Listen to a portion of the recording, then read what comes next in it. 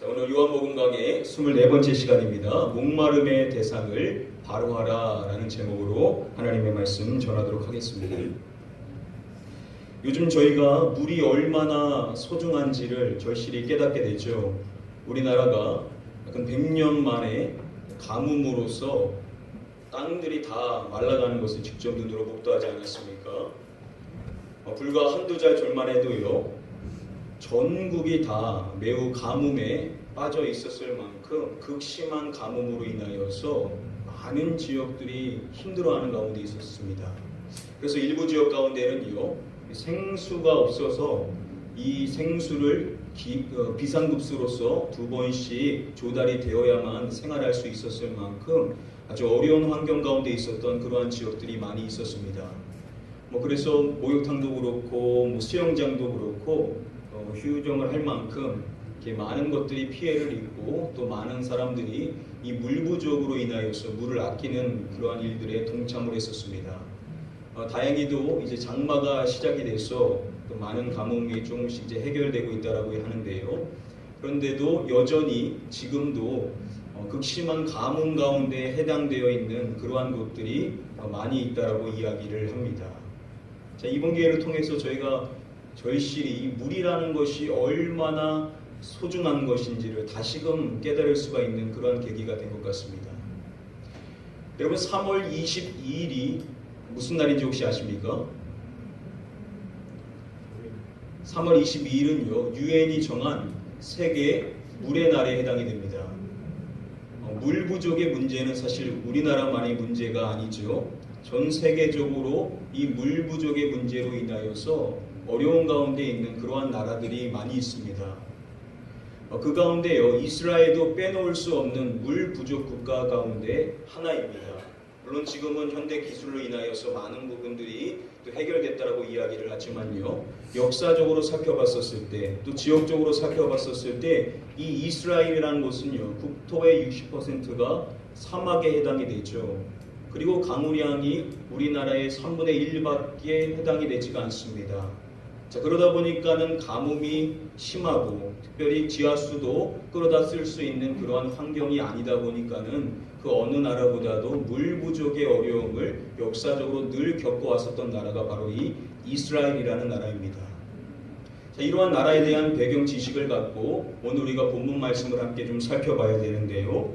오늘 본문 말씀은 우리가 2주 전에 살펴봤었던 말씀대로 예수님과 또 4장에 등장을 하는 이 사마리아의 여인과 함께 대화하는 그러한 내용의 말씀에 해당이 됩니다. 자, 오늘 말씀을 통하여 하나님이 우리에게 무엇을 말씀하시는지 우리 하나씩 같이 말씀을 중심으로 함께 살펴보도록 하겠습니다. 우리 다음에 본문 말씀을 함께 한 목소리로 읽어보겠습니다. 사마리아에 있는 수가라는 동네에 이르시니 야곱이 그 아들 요셉에게 주 땅이 가깝고. 자, 예수님께서 사마리아에 있는 수가라는 동네에 들어가시게 되죠. 자, 그리고 성경이 밝혀주기를 갑자기 야곱에 대해서 이야기를 합니다. 자, 왜 야곱에 대해서 이야기를 하는지 이제 이어지는 말씀을 통해서 확인해 볼 수가 있는데요. 거기 또 야곱에 무엇이 있더라라고 이야기하죠. 야곱에 우물이 있더라라고 이야기를 합니다. 지금 성경의 배경이 장소를 밝혀주기를 야곱의 우물이라고 이름되어지는 그러한 우물 곁에 이제 예수님께서 앉으셨음을 이야기를 해주고 있습니다. 자, 그렇게 배경이 야곱의 우물임을 이야기해주고 이어지는 말씀을 쭉 여러분들 살펴보시면은요, 계속해서 반복되어 등장하는 그러한 단어가 있는 것을 우리가 확인해 볼 수가 있습니다. 결국 무슨 단어가 나온 것입니까?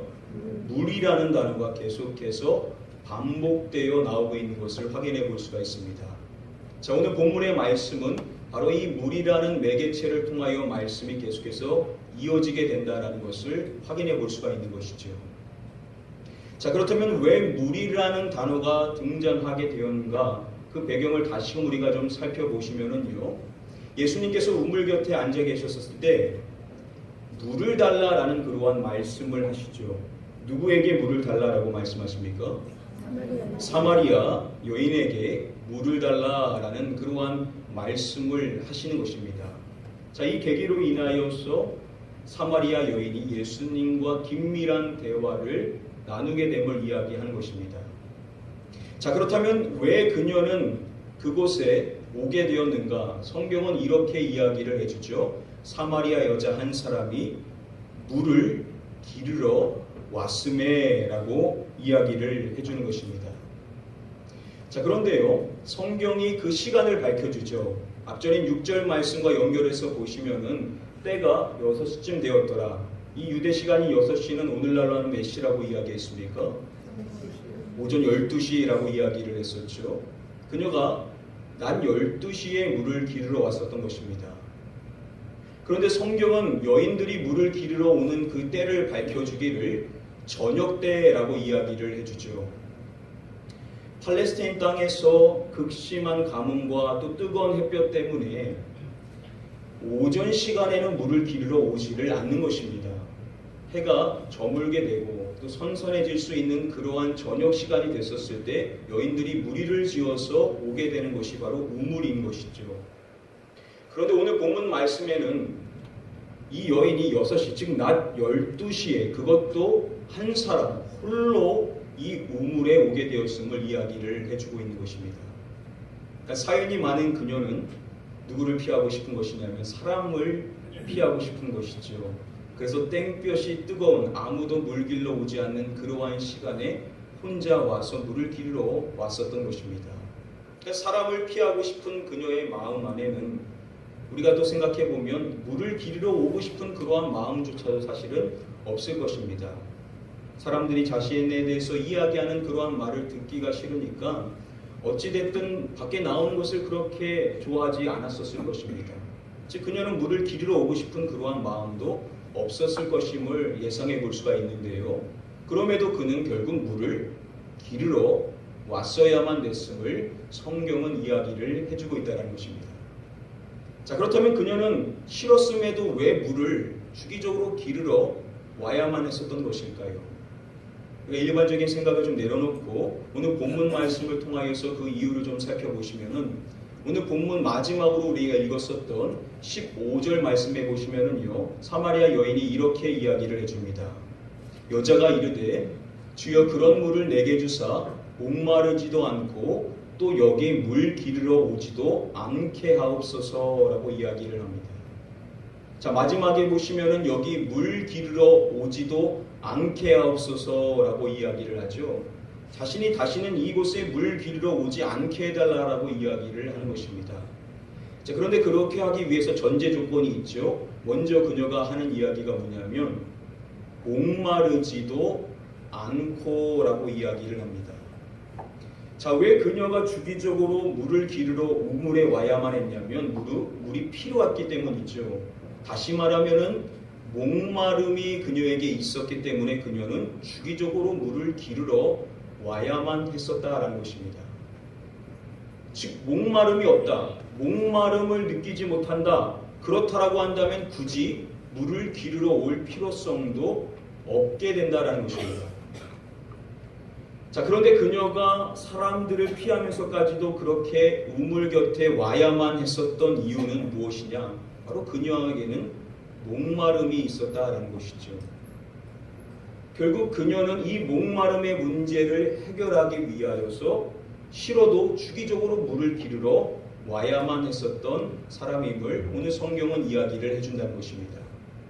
자, 그렇게 물을 기르러 왔는데 자신의 목마름을 해결하기 위하여서 그 우물에 왔는데 그러한 여인에게 예수님께서 해주시는 말씀이 다음의 말씀입니다. 우리 같이 한번 함께 말씀을 읽어보겠습니다. 예수께서 대답하여 이르시되 이 물을 마시는 자마다 다시 목마르려니와. 예수님께서는 그녀에게 이렇게 말씀하시는 것입니다. 이 물을 마시는 자마다 다시 목마르려니와 라고 말씀을 해 주십니다. 자, 목마름의 문제를 해결하기 위하여서 그 물을 기르고 그 물을 마시는 것입니다. 그런데 예수님께서 해주시는 말씀이 너를 포함하여 그 어떠한 사람이든지 간에 결국 다시 목마르게 된다라고 예수님께서는 말씀해 주신다는 것입니다. 물을 아무리 많이 마신다 하더라도 결국 다시 목마를 수밖에 없는, 즉 그 목마름의 문제를 해결하지 못할 것이다 라고 예수님께서 말씀하시고 계신다는 것입니다. 근데 여기서 우리가 잠깐 생각해 봐야 될 것이요, 여러분, 제가 물을 지금 딱 마셨습니다. 근데 지금 물을 마셨다라고 해서 시간이 지나서 제가 목마름이 전혀 없겠습니까? 목마름이 있을 수밖에 없죠. 사람이 물을 마셨는데 다시금 목마르게 되는 것이 정상입니까? 아니면 이상한 것입니까? 정상인 거죠. 물을 마셨는데 나중에 다시 목마른 것은 사람의 당연한 이치입니다. 자, 그런데 예수님께서 이렇게 말씀하신다는 것은 그러면 이상한 말씀을 하시는 것이냐? 그렇지가 않다는 것이겠죠. 예수님께서 하시는 이 말씀 가운데 이 목마름이라는 것은 단순히 문자적으로 목의 갈증을 느끼는 그러한 마름을 이야기하는 것이 아니라는 것을 우리는 주목해야 된다는 것입니다. 그러면 예수님께서 말씀하시는 이 목마름이라는 것은 무엇이냐? 학자들 가운데 안드레아스라는 교수는요, 이것을 설명해 주기를 예수님께서는 영적인 목마름에 대해서 말씀해 주시는 것이다 라고 그렇게 설명을 해줍니다. 즉 예수님께서는요, 뭘 말씀해 주시는 것이냐면 사람들에게는 무엇이 있냐면 바로 이 영적인 목마름이 있음에 대해서 지적을 하시고 계신다는 것입니다. 여러분, 사람은요, 영적인 존재로서 창조된 존재죠. 그래서 누구든지 간에, 그 사람이 어떠한 사람이든지 간에 그 안에는요, 영적인 목마름이 다 있다는 것입니다. 그러니까 세상 사람들은 인정하지 않을지 모르지만요, 그 마음 안에는 채워져야 되는 그 내면 안에 깊숙한 목마름이 있는데 그것은 바로 영적인 목마름에 해당이 된다라는 것을 예수님께서 말씀하신다는 것입니다. 그런데 여러분, 사람들은 그것을 인정하지 않죠. 그래서 이 목마름을 채우고자 하기 위하여서 어떠한 방법을 동원하냐면 세상의 것을 끌어다가 세상의 것을 채움으로써 그 목마름을 해결하려고 노력하며 이 세상을 살아간다는 것입니다. 어떠한 사람은요, 자신의 이 목마름을 채우기 위하여서 재물을 자꾸만 채우려고 하는 그러한 목표를 가지고 이 세상을 살아가는 사람들이 있습니다. 연예인들한테 인생의 목표가 뭡니까? 라고 요즘 물어보면 젊은 연예인들이 뭐라고 말하는지 아십니까? 얼마를 버는 것이 내 인생의 목표입니다. 건물을 몇 개 갖는 것이 내 인생의 목표입니다 라고 이야기를 합니다. 자신의 인생의 방향이 뭐냐? 자신의 인생을 살아가는 그 목적이 뭐냐? 재물을 어떻게든 더 많이 모으는 것이다 라고 이야기를 한다는 겁니다. 어떻게든 그 재물을 모으기 위하여서 발버둥치며 이 세상을 살아간다는 거죠. 그런데 여러분, 그렇게 자신이 원하는 만큼의 그 재물을 채운다라고 해서 그 내면 안에 있는 근본적인 목마름이라고 할 수 있는 이 영적인 목마름이 과연 해결될 수가 있겠냐라는 것입니다. 또 어떠한 사람은요, 지위와 명예를 통하여서 자신의 이 목마름을 해결하려고 노력하는 그러한 사람들이 있습니다. 인생의 목표가 뭐냐? 더 높은 자리에 오르는 것입니다. 자신이 오를 수 있는 목표를 정해놓고 그 목표에 이르기 위하여서 최선을 다하며 이 세상을 살아갑니다. 어떨 때는 가정을 희생하면서까지 자신의 이 목표를 이루기 위하여서 오직 직장에만 매달리며 이 세상을 살아가는 사람들이 있습니다.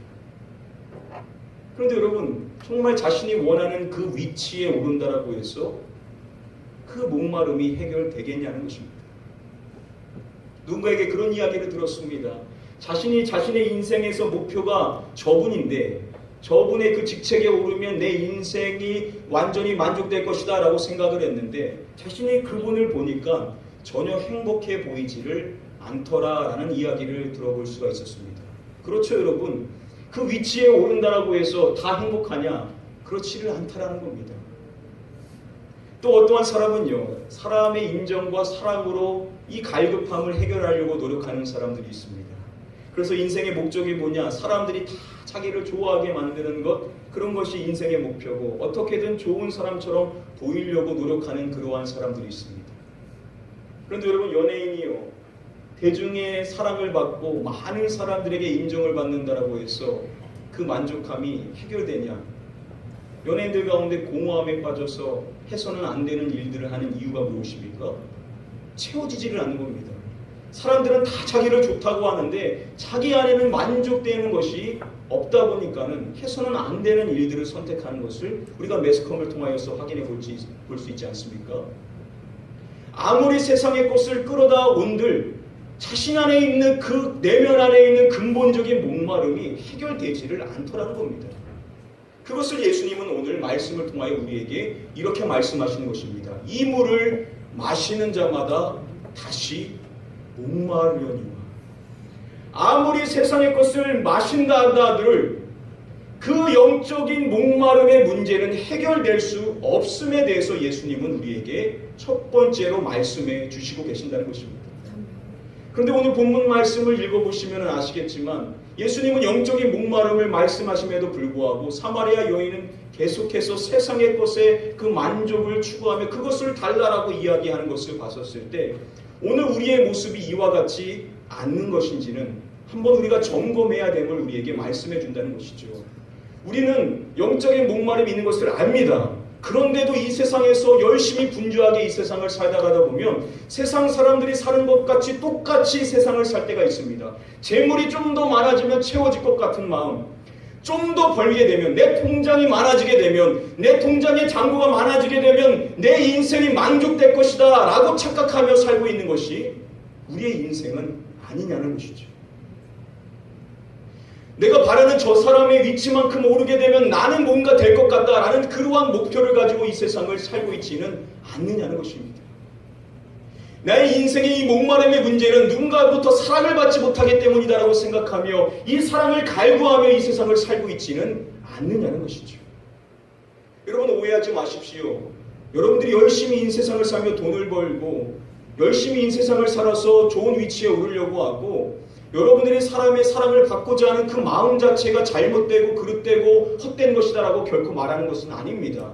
우리는 그러한 인생을 사는 하나님의 또한 은혜를 받으며 살아가는 존재입니다. 그런데 문제는 뭐냐?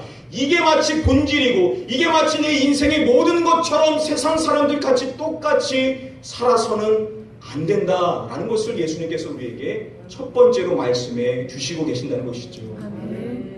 사랑하는 성도님들, 이 시간 여러분들을 축복할 때 세상에 이러한 것이 여러분들을 만족하는 것이 아니라는 사실을 다시금 깨달으시고 그렇다면 우리가 무엇을 쫓으며 이 세상을 살아가야 되는가, 어떠한 목마름을 가지며 이 세상을 살아가야 되는가, 오늘 다시금 깊이 깨달을 수 있는 그러한 은혜가 임하게 되시기를 주님의 이름으로 간절히 축복하며 축원드립니다. 먼저 첫 번째, 우리는 세상의 것을 통하여 이 목마름을 채워서는 안 됨을 첫 번째로 말씀해 주십니다. 그렇다면 우리가 두 번째로 무엇을 갈망하며 이 세상을 살아가야 되는지 오늘 말씀을 통해서 함께 한번 살펴보도록 하겠습니다. 우리 10절 말씀 함께 읽어보겠습니다. 예수께서 대답하여 이르시되 내가 만일 하나님의 선물과 또 내게 물주러 달라느냐 누구인 줄 알았더라며 내가 그에게 구하였을 것이요 그가 생수를 내게 주었으리라. 자, 예수님께서 사마리아 여인에게 주시는 이 말씀 가운데 우리가 주목해야 될 두 가지가 있는데요. 먼저 첫 번째로 하나님의 선물이라고 예수님은 말씀하십니다. 또한 아래쪽에 보시면은 예수님은 또한 생수라는 그러한 단어를 쓰시죠. 알렉산더 맥클라렌에 따르면요, 이 하나님의 선물과 생수는 서로 다른 것이 아니라 같은 것을 이야기하는 것이다 라고 설명을 해줍니다. 즉 예수님께서는 하나님의 선물인 생수를 주신다라고 이야기를 해주신다는 것이죠. 자, 그렇다면 예수님께서 많은 단어들 가운데 생수라는 단어를 비유로서 사용해 주신 것인데, 그렇다면 왜 이러한 비유를 사용하신 것인가? 뒤에 카스는요, 두 가지로 이 이유를 설명해 줍니다. 먼저 첫 번째로 당시 많은 땅이 한 해 대부분의 시기에 지독하게 메말라 있기에 사람들은 생수를 귀하게 여겼고 이를 종교적 가치를 나타내는 비유로 사용했다라고 이야기를 해줍니다. 우리가 서두에 살펴본 것처럼 이 이스라엘의 이 땅은 극심한 가뭄으로 메마른 땅이기 때문에 그들에게 가치 있게 여기는 것이 무엇이냐면 바로 생수라는 것이죠. 생수를 소중히 여기기 때문에 그 생수를 비유적으로 사용하여 종교적인 가치의 내용을 나타낸다라고 이야기를 해준다는 것입니다. 그런데 가스는 이야기하기를 이것보다 더 본질적인 이유는 두 번째 이유다라고 이야기합니다. 그 이유는 바로 구약 성경에 이러한 생수에 대한 비유가 나오기 때문이다라고 이야기를 해줍니다. 여러 말씀이 있지만 시간 관계에서 한 가지만 좀 살펴보면요. 다음에 예레미야의 말씀 가운데 보시면 내 백성이 두 가지 악을 행하였나니 곧 그들이 생수에 근원되는 나를 버린 것과 스스로 웅덩이를 판 것인데 그것은 그 물을 가두지 못할 터진 웅덩이들이니라 라고 말씀합니다. 이것은 예레미야가 하나님의 말씀을 직접 전한 것인데요. 뭐라고 이야기하냐면 생수에 근원되는 나라고 이야기합니다. 무엇을 이야기합니까? 하나님께서는 어떠한 존재냐면 생수의 근원이 되시는 분이시다라고 이야기를 해준다는 것입니다. 이것은 우리에게 너무나도 중요한 사실을 다시금 깨닫게 하는 것입니다. 사람 안에는 채워지지 않는 영적인 목마름이 있습니다. 세상의 것을 아무리 갖다 부어도 채워지지 않는 영적인 목마름이 있는데 하나님께서 그 생수의 근원이 된다라고 이야기를 한다는 것은 이 영적인 목마름은 누구를 통하여서 채워질 수 있다는 것이겠습니까? 하나님을 통하여서 채워질 수가 있다라는 것을 우리에게 이야기를 해주고 있다는 것입니다. 그래서 하나님을 사모하였었던 신앙인들의 고백들 가운데 시편의 말씀에 보시면은요, 다윗은 이렇게 이야기를 합니다. 우리 다음의 말씀은 쉬운 성경으로 같이 한번 읽어보도록 하겠습니다. 내가 주를 간절하게 찾습니다. 물이라고는 찾아볼 수 없는 곳, 메마르고 거친 땅에서 내 영혼이 주를 목마르게 찾습니다. 온몸으로 주를 애타게 찾아 헤맵니다. 다윗이 하나님을 찾는 그 마음의 고백을 드릴 때 이렇게 이야기하는 것입니다. 물이라고는 찾을 수 없는 곳, 메마르고 거친 땅에서 내 영혼이 주를 목마르게 찾습니다 라고 이야기를 합니다. 당시 팔레스타인의 그 메마르고 그 거친 땅 가운데 자신의 영혼이 그 목마른 심령의 마음을 갖고 하나님을 찾는다라고 이야기를 함으로써 다윗은 오직 하나님으로 목말라 하는 인생, 하나님을 갈망하는 인생이었음을 고백하고 있는 것입니다. 또한 다음의 말씀에도 보시면은 다윗은 또 이렇게 고백합니다. 내가 주께 손을 뻗습니다. 내 영혼이 바짝 마른 땅같이 주를 목말라 합니다 라고 이야기합니다. 내 영혼이 바짝 마른 땅같이 주를 목말라 합니다. 우리도 이번 가뭄을 통하여서 땅이 마르게 되는 것, 짝짝 갈라지게 되는 땅을 우리가 보지 않았습니까? 자신의 영혼이 하나님을 목말라 하는데 마치 그 마른 땅, 물이 없으면 살할 수 없는, 물만을 고대할 수밖에 없는 그 메마른 땅과 같이 하나님을 목말라 합니다 라고 이야기를 함으로써 다윗은 저와 여러분들에게 도전을 주며 이야기하는 것입니다. 세상에 아무리 많은 것을 우리에게 가져다 준다 하더라도 우리 안에 있는 근본적인 목마름인 이 영적인 목마름은 채워질 수 없는데, 그렇다면 우리가 목말라야 될 분은 누구냐? 우리가 갈망하며 사모해야 될 분은 누구냐? 오직 생수의 근원 되시는 하나님 그 한 분만을 우리가 목말라하며 갈망하는 자가 되어야 된다라고 우리에게 말씀해 주시는 줄 믿습니다. 아멘. 사랑하는 성도님들, 무엇을 사모하며 무엇을 고대하며 무엇을 위하여 이 세상을 살고 계십니까? 무엇보다도 우리 안에 있는 이 영적인 목마름은 오직 생수의 근원 되시는 하나님으로만 채워질 수 있다는 사실을 다시금 깊이 깨달으시고 오직 하나님만을 갈망하시는 저와 여러분들 되게 되시기를 주님의 이름으로 간절히 축복하며 축원드립니다. 아멘. 우리 다시 한번 오늘 본문 말씀 10절 말씀을 함께 읽어보도록 하겠습니다. 예수께서 대답하여 이르시되 내가 만일 하나님의 선물과 또 내게 물 좀 달라 하는 이가 누구인 줄 알았더라면 내가 그에게 구했을 것이고 그가 생수를 내게 주었으리라. 예수님께서는 하나님의 선물을 이야기해 주시죠. 자, 그렇다면 하나님의 선물이 무엇을 이야기하는지를 간단하게 좀 살펴보기를 원합니다. 학자들은 사도행전의 말씀 가운데 이 하나님의 선물이라는 단어가 반복하여 나오게 된다고 이야기하는데요. 시간 관계에서 한 가지만 좀 살펴보시면은 이르되 이 권능을 내게도 주어 누구든지 내가 안수하는 사람은 성령을 받게 하여 주옵소서 하니. 자, 베드로와 사도들이 안수를 해줬을 때 성령이 임하게 되는 것을 마술사였었던 시몬이 보게 된 것입니다. 그때 시몬이 사도들에게 돈을 보여주면서 자신도 당신들처럼 성령을 받게 하는 그러한 일을 할 수 있는 자가 되게 해달라라고 그렇게 부탁을 합니다. 그때 그 이야기를 들은 베드로가 그에게 이렇게 이야기하죠. 베드로가 이르되 내가 하나님의 선물을 돈 주고 살 줄로 생각하였으니 내 은과 내가 함께 망할지어다 라고 이야기합니다. 자, 네가 하나님의 선물을 돈 주고 살 줄로 생각하였으니. 자, 여기서 베드로가 지칭하고 있는 하나님의 선물이 무엇이겠습니까? 바로 성령을 이야기한다는 것입니다. 사도행전의 말씀은 하나님의 선물을 계속해서 성령이다라고 이야기를 해주고 있습니다. 또한 오늘 본문 말씀에서 예수님께서는 그녀에게 또 생수에 대해서 이야기를 해주죠. 생수가 무엇인지를 요한복음 7장에 가서 보시면은 예수님께서 친히 말씀해 주실 때 이러한 말씀을 해주셨습니다. 우리 같이 한번 말씀을 함께 읽어보겠습니다. 나를 믿는 자는 성령의 이름과 같이 그 배에서 생수의 강이 흘러나오리라 하시니 이는 그를 믿는 자들이 받을 성령을 가리켜 말씀하신 것이라. 자, 예수님께서 생수의 강에 대해서 이야기를 해주죠.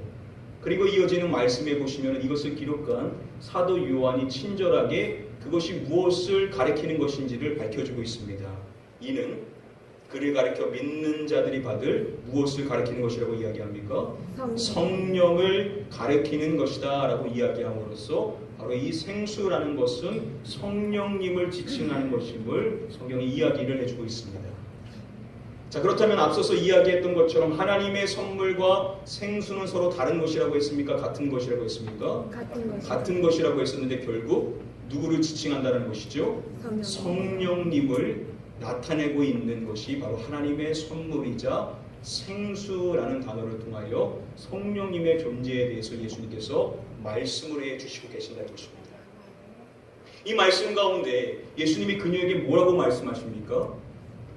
내가 그에게 구하였을 것이요 그가 생수를 내게 주었으리라 라고 말씀해 주십니다. 예수님이 주시는 말씀이 무엇입니까? 네가 만약에 그것을 알았다라고 한다면 자신에게 생수를 구했을 것이라는 것입니다. 즉 그녀가 구해야 될 것은 무엇이냐면 바로 성령님을 구해야 될 것임을 예수님께서 그녀에게 이야기를 해주고 있다는 것이죠.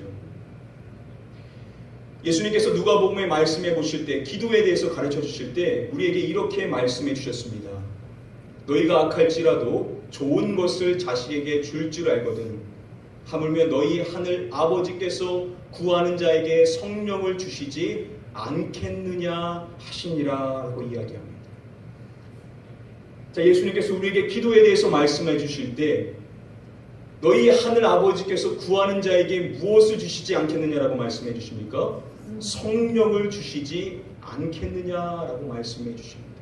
즉 우리가 구해야 될 그러한 분이 무엇이냐면 바로 성령님을 구해야 된다라는 것을 이야기를 해줍니다. 이것은 마태복음의 말씀에서는 예수님이 뭐라고 말씀하셨습니까? 구하는 자에게 좋은 것으로 주시지 않겠느냐. 무엇을 이야기합니까? 우리에게 좋은 것들 중에서 가장 좋은 것이 누구냐면 바로 성령님이라는 것이죠.